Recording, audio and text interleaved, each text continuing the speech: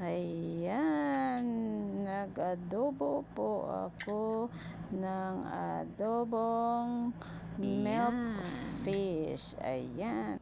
Ginisa ko po yan sa bawang, sibuyas, luya at laurel. Ayan po. At nilagyan ko rin ng ground pepper.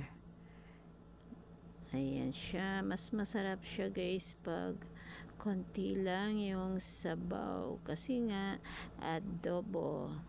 Ayan. Diba?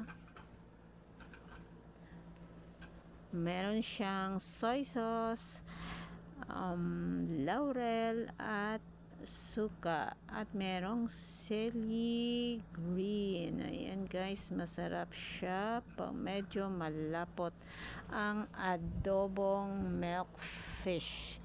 Kaya guys, malapit nang maluto. Yummy! At samahan nyo ako